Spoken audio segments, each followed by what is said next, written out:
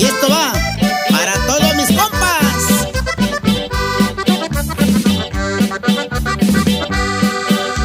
Año del 97, presente lo tengo yo.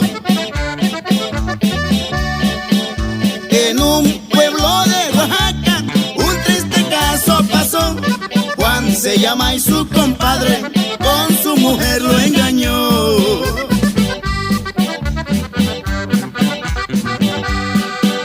Era la feria del pueblo y Juan se andaba paseando.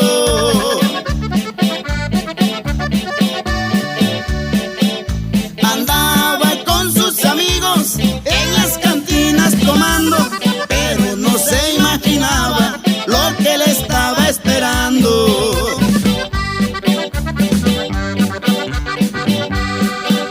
La parranda se siguió ya casi de madrugada. Juan dijo: yo ya me voy a ver a mi prenda amada, para que al llegar a su casa el destino le cambiara. Al llegar abrió la puerta y sorpresa se llevó a su compadre querido. Con su mujer encontró besándose y en el acto tal como Dios nos mandó.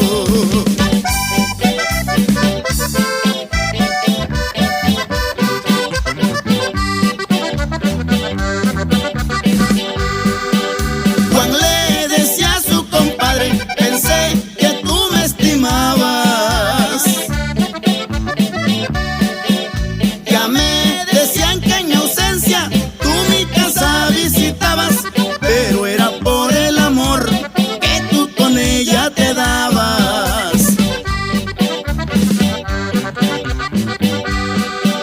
Tú lo hiciste, compadre, y ahora te voy a matar.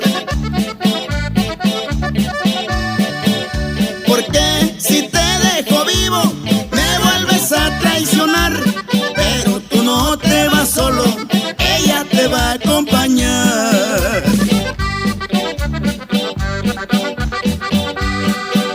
Echó mano a su pistola y dos balazos se oyeron. Toda la gente corría a ver qué había sucedido. Estaban solo dos muertos y un hombre ya detenido.